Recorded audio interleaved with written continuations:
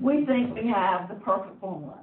We think that if we look at instructional best practices and we put that together with 21st century tools, that we are going to have high student success. And when we go to the next slide, I'm going to tell you about how we have the best instructional practices. The first thing that we do is we hire highly qualified teachers. That is our number one goal. Now, I'm going to tell you that one of the incentives is that we pay really well. So we can just about pick any teacher that we want. So the very best, the brightest teachers are coming to us. So we've got applications, thousands of applications that are coming into us. We can hardly keep up with them. So wouldn't it be wonderful if the problem you had was you had so many qualified teachers that you didn't know which one to choose? So we have a process. We're looking at national board certified teachers. We know that they've gone the extra mile, so we have those at our fingertips. We've got the teachers that have lots of classroom experience. The good news is we're picking the brightest teachers from the face-to-face and helping them transition into the online, because they are going to bring a lot of wonderful strategies that are working for them in the face-to-face. The next thing is we want to make sure that our teachers know how to teach online. So there are lots of wonderful programs all across the state. The colleges and the universities are giving teachers the opportunity to learn how to teach online. Now, one of the most known around the state is Learn and See. They have a program called COLE. It's Carolina Online Teachers. I'm happy to say I was one of the first certified teachers in the state. It's a wonderful program. It gave me the opportunity to learn what is different about what I was doing in the face-to-face that needs to change as I go to the online. So we've got to have that teacher. So we've got the most qualified teachers. Now, we're not going to stop there. We're going to evaluate these teachers for the first time this year. We're going to use the instrument that is already being used in the classroom. They piloted it last year. It's being implemented this year. So the teachers are going to be familiar with this. We're going to put a little different spin on it so it'll be appropriate for online, because we think there are some things that look a little different online. So we're going to evaluate our teachers. That means we're holding them accountable. We're going to make sure that we not only bring in the brightest, but we keep them at the high quality level. We also provide the opportunity for some we think is the best professional development.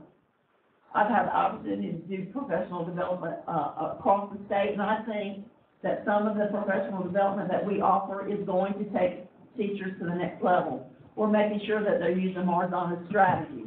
We're making sure that they understand copyright in an online environment. We're taking teachers that are in the professional learning communities and all the value that brings, and we're saying, okay, bring that to the online environment so we can have the e-learning environment and build this community from the face-to-face to the online. So we're building that bridge again to make sure that we're building a very viable community for teachers to be able to work with each other. We put our courses through revision cycles. We have a plan for that. We have a document that we keep all that information together so we know exactly where our courses are. We're putting teachers in charge of we call them lead teachers. We're asking them to coordinate the revisions that go on. And we don't stop what we're doing and say, okay, we're going to revise this course. We did that in the past. We found out that wasn't effective. So what we're doing now is we have this ongoing process. So as a classroom teacher, if I do it with my kids, if I turn right around the next day, the next week, and I make revisions to that, so I can document something that really worked, make sure I use that again next time I do this lesson plan, or, that really didn't work, or I find a resource that I didn't have that first time, then I go ahead and make those changes. That's exactly what we're doing to our courses. We've got someone that helps to coordinate that.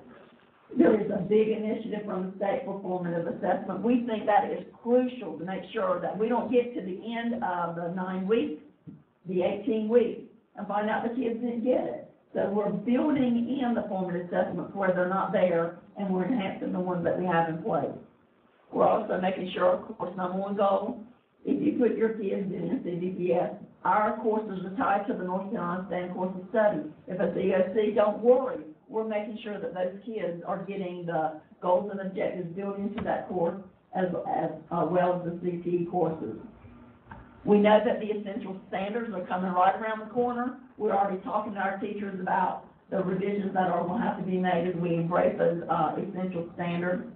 We also look at the high standards from the SRAB, which is the Southern Regional Education Board, and the NACOL, where that's the national group that looks at online standards. We're integrating Web 1.0, which is all the best content that we can find. We're looking at integrating Web 2.0, so we're bringing in the videos, we're bringing in some game simulations. We're fortunate to do all these partnerships as well. In CTE this semester, we've got a group of students in computer applications that are going to be writing a program, a super simple program, but it'll be the first time that these students have ever done that. And we're partnering with states to do that, and they're going to be evaluating it. And what we have to do is turn that around and help to integrate that across all of the other courses that might help kids to get to that higher level of thinking and use some of the real-world applications into the content that we're offering to them. And then the last thing is the support that we have in place. We have a person for the different departments. This is called a Research, Development, and Innovation Specialist. We charge them with going out and finding the best resources, the most innovative resources. We've got one of our RDIs that we kind of have to put the brakes on and say, okay, that's the fifth one that you've done in the last hour. And that's not a bad thing. If there's so many out there, we need somebody to harness all that. So they're bringing that to us. And then the last support group that we have in place is we call them department chairs. They're the liaison for me as the director to the teachers. I touch the teachers when I'm able to hire them. I can go into the courses and look how they're doing, but I want them to have everyday support, and we've got those people in place to make sure that we have that in, so that when they turn around and have a question, we have someone that can answer it for them.